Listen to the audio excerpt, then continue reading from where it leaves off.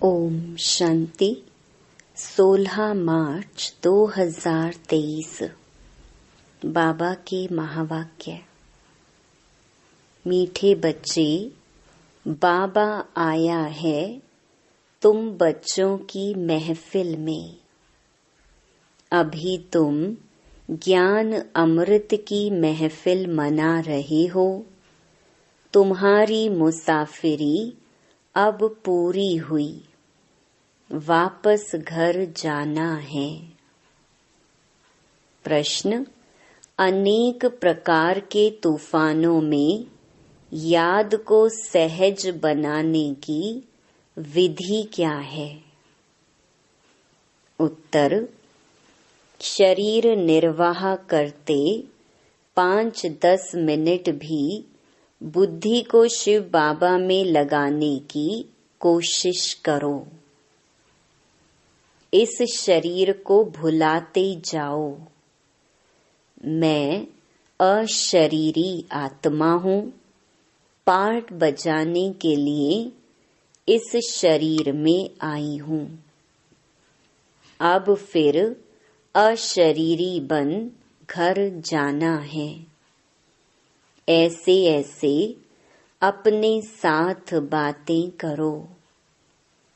एक सत बाप के साथ बुद्धि का संग हो, दूसरे संग से अपनी संभाल करो तो याद सहज हो जाएगी।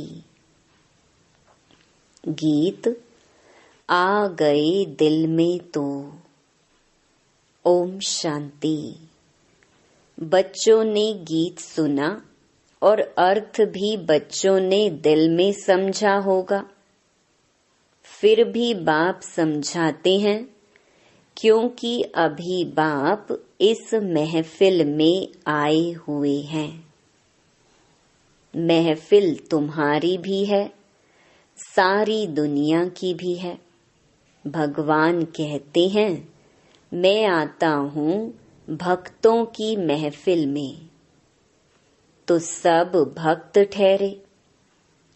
उनमें भी फिर खास उन भक्तों की महफिल में आता हूँ जो भक्त मुझ परम पिता परमात्मा से वर्षा लेने आए हुए हैं। जिन आत्माओं की बुद्धि में अब परम पिता परमात्मा की याद है, उन्हों की महफिल में हाजिर हूँ। महफिल में कुछ खिलाया पिलाया जाता है। बाप कहते हैं, तुम बच्चों को ज्ञान अमृत की महफिल करा रहा हूँ। जो आकर बाप के बने हैं वह समझते हैं बाबा आया हुआ है हमारी इस महफिल में। फिर नंबरवार सबको वापस ले जाएंगे। खास तुम बच्चों की महफिल है, आम सबकी है। जहाँ बाप होगा वहाँ हम बच्चे भी होंगे। बाप कहते हैं, हम भी अशरीरी हैं। तुम भी जब अशरीरी थे तो मेरे पास थे। याद दिलाते हैं, 5000 वर्ष हुए। लॉन्ग लॉन्ग एगो कहते हैं ना। 5000 वर्ष से बड़ी मुसाफिरी होती नहीं। भारतवासी बच्चे यह भूले हुए हैं कि शिव भगवान कब आए थे। उनकी जयंती मनाते रहते हैं। कहते हैं, आए थे जरूर लॉन्ग लॉन्ग अगो। परंतु कब आए थे यह कोई को पता नहीं। कोई कहेंगे लाखों वर्ष हुए, कोई क्या कहेंगे। एक्यूरेट तो कोई को पता नहीं है। यह तो बाप ही बता सकते हैं। कहते हैं, बच्चे 5000 वर्ष पहले भी हम तुम बच्चों के पास इस महफिल में आया था। दुनिया में शिव जयंती तो मनाते हैं, उसी दिन उनसे जाकर पूछो कि बताओ इनको कितने वर्ष हुए। गांधी की जयंती मनाएंगे तो झट बता देंगे कि इतने वर्ष हुए। शिव का कोई बता नहीं सकते, परंतु तुम बच्चे जानते हो शिव को तो बहुत समय हुआ जबकि आया था।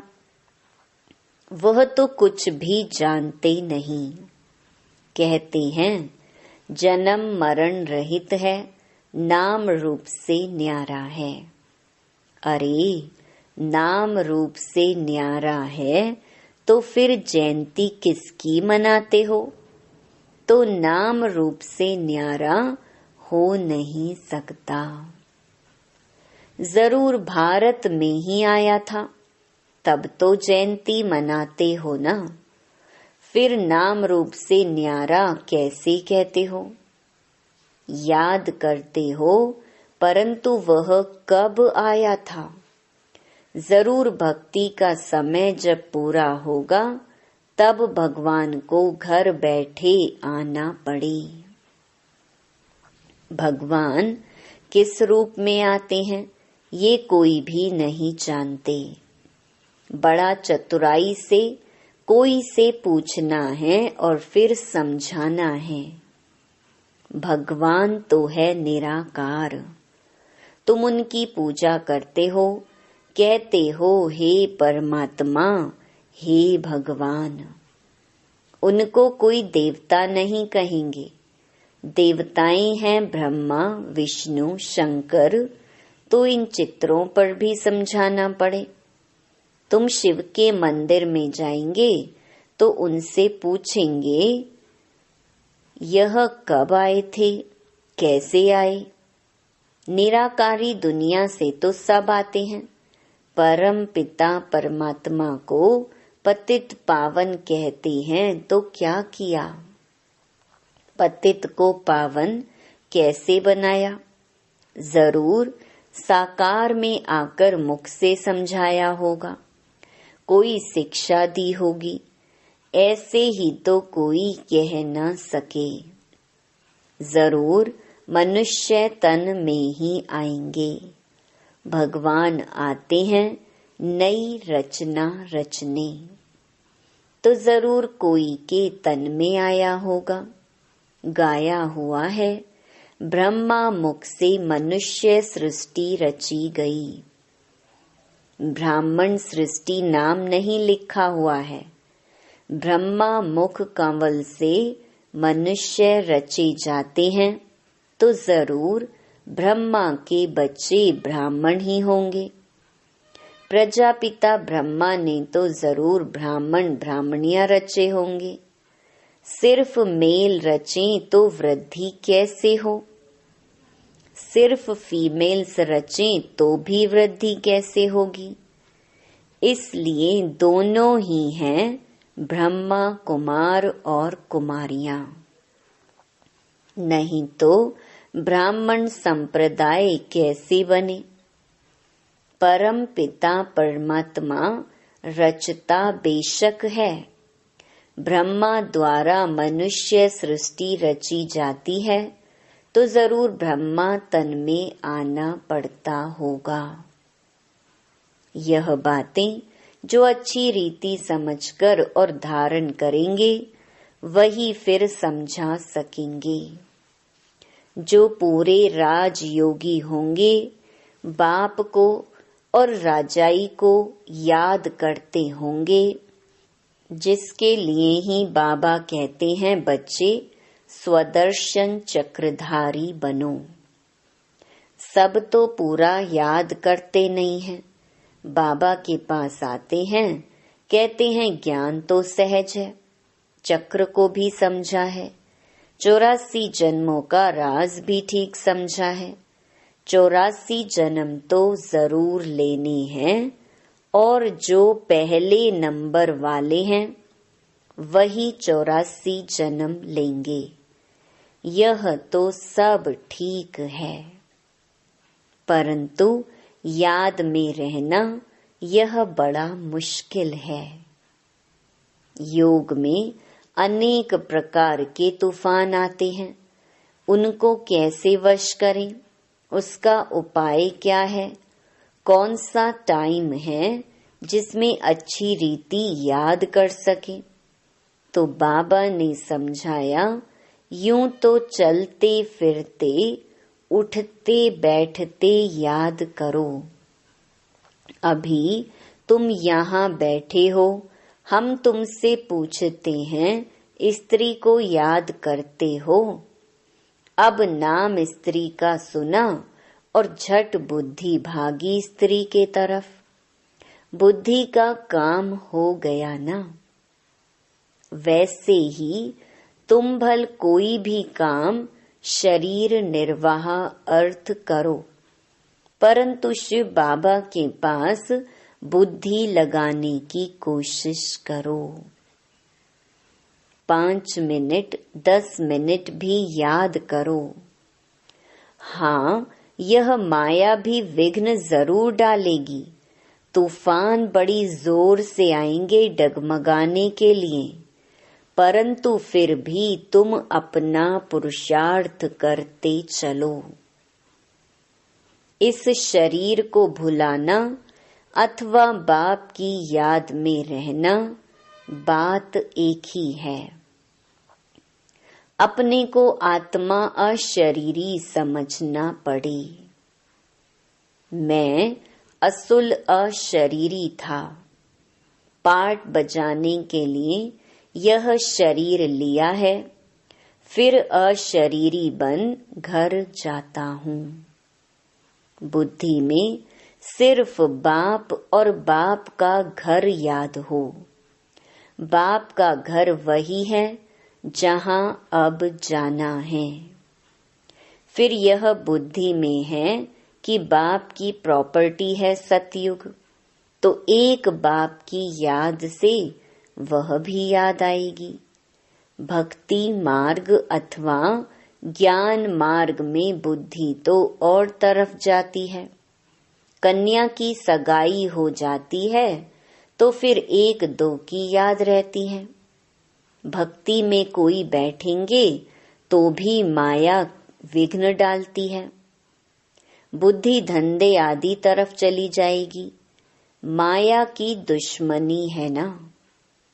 भक्त देवताओं को याद करेंगे तो भी बुद्धि और तरफ भाग जाएगी। माया बुद्धि को ठिकाने लगने नहीं देती है। ऑफिस में जाते हो तो भी उसी कार्य में बुद्धि रहती है। इम्तिहान पास किया है तब यह काम करना होता है, उसमें बुद्धि लग जाती है। अव्यक्त चीज में बुद्धि लगाने में माया हैरान करती है। भक्तों को भी बड़ी मुश्किल से साक्षात्कार होता है। जब बहुत तीव्र भक्ति करते हैं तब बाप खुश होते हैं। अभी तो भक्ति की बात ही नहीं, अभी तो है नॉलेज। वास्तव में भक्ति भी करनी चाहिए एक की। अव्यभिचारी भक्ति हो तो साक्षात्कार भी हो।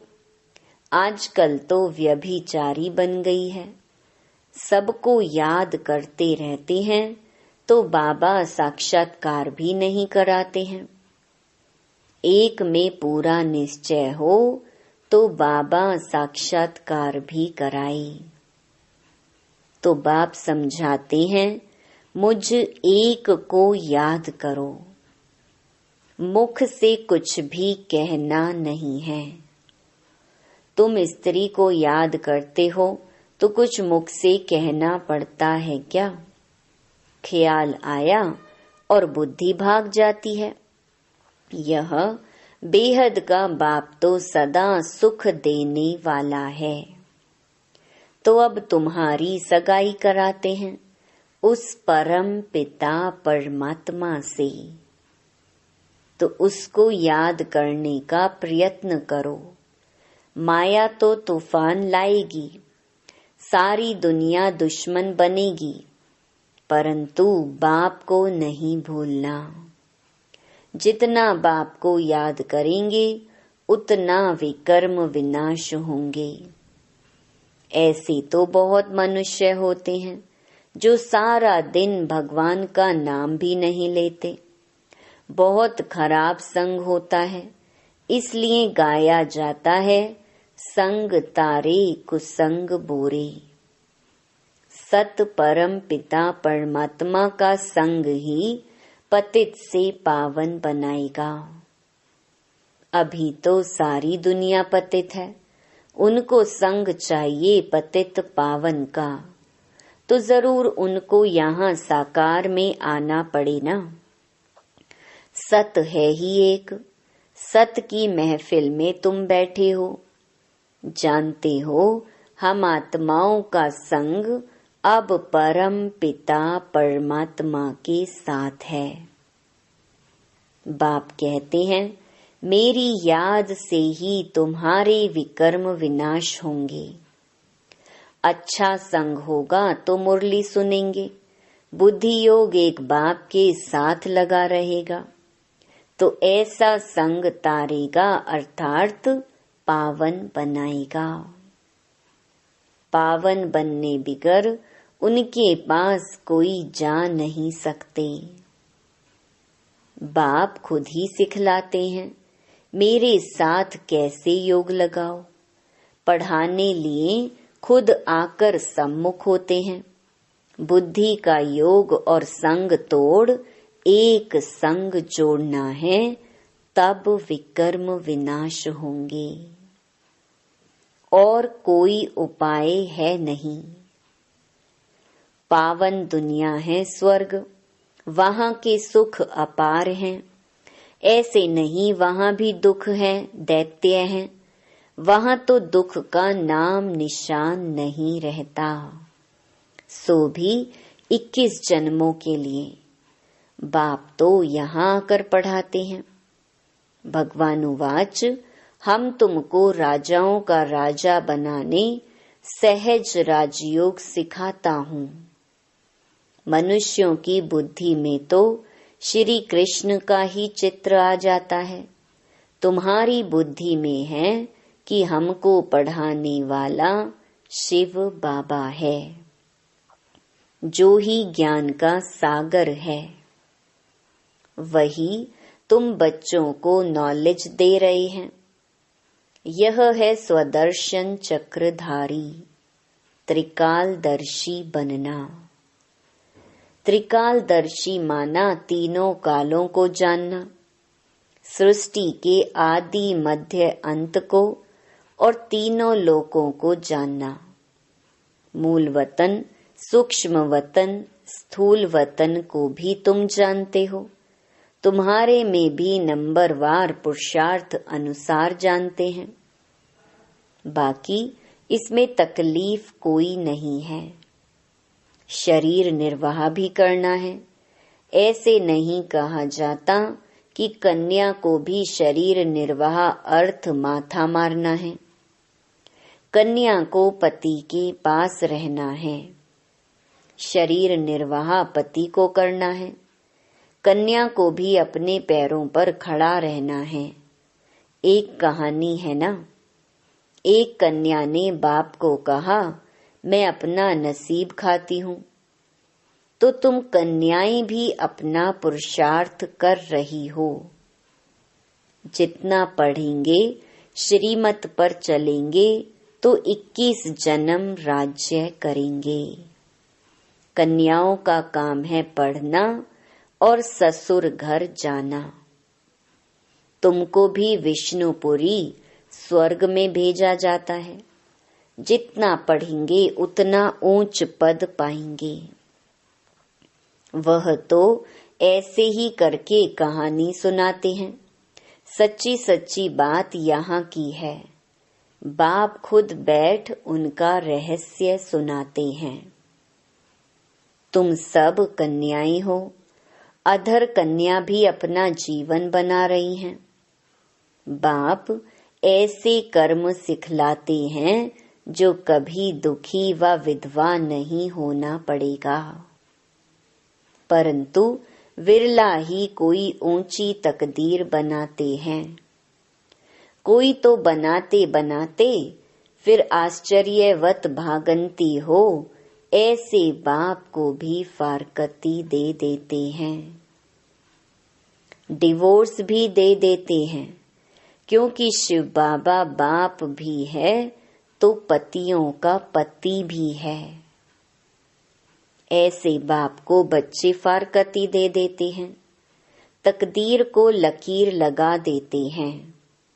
सजनी है तो भी डिवोर्स देने से कौड़ी तुल्य बन पड़ेगी, यह भी गाया हुआ है। आश्चर्यवत डिवोर्स देवंती फारकती देवंती। जिस बाप से 21 जन्म का राज्य भाग्य मिलता है, उनको भी फारकती दे देते। कोई तो आकर बाप का बनेंगे, कोई फिर महामूर्ख भी बनेंगे जो फारकती भी देंगे, डिवोर्स भी देंगे। चलन से ही मालूम पड़ जाता है, विकार में जाते रहते, फिर छिप छिप कर बैठ जाते, फिर लिख भेजते कि बाबा भूल हो गई, क्षमा करो। अब 100 गुना दंड तो चढ़ गया, वह कैसे कैंसल हो सकता। सच बताने से आधा माफ भी हो जाए, इसलिए बाबा कहते हैं छिपकर कभी विकार में नहीं जाना, ना फैमिलियरिटी में ही आना है। क्रोध भी बहुत भारी भूत है, बहुतों को दुख देते हैं। बाप को 5 विकारों का दान दे फिर वापस ले तो पद भी भ्रष्ट हो जाएगा। अच्छा, मीठे मीठे सिकिलधे बच्चों प्रति मात पिता बाप दादा का याद प्यार और गुड मॉर्निंग। रूहानी बाप की रूहानी बच्चों को नमस्ते। धारणा के लिए मुख्य सार। पहला, अपनी ऊंच तकदीर बनाने के लिए विकर्म विनाश करने का पुरुषार्थ करना है। पढ़ाई पर पूरा ध्यान देना है। दूसरा, कुसंग से अपनी संभाल करनी है। पतित पावन बाप के संग से स्वयं को पावन बनाना है। वरदान, स्वदर्शन चक्रधारी बन हर कर्म चरित्र के रूप में करने वाले, माया जीत सफलता मूरत भव। जैसे बाप के हर कर्म चरित्र के रूप में गाए जाते हैं, ऐसे आपके भी हर कर्म चरित्र के समान हो। जो बाप के समान स्वदर्शन चक्रधारी बने हैं, उनसे कभी भी साधारण कर्म नहीं हो सकते। स्वदर्शन चक्रधारी की निशानी ही है सफलता स्वरूप। जो भी कार्य करेंगे उसमें सफलता समाई हुई होगी। स्वदर्शन चक्रधारी माया जीत होने के कारण सफलता मूर्त होंगे, और जो सफलता मूर्त हैं वह हर कदम में पद्मा पदम पति हैं। स्लोगन, खुशी के समर्थ संकल्पों की रचना करो तो तन मन से सदा खुश रहेंगे। ओम शांति।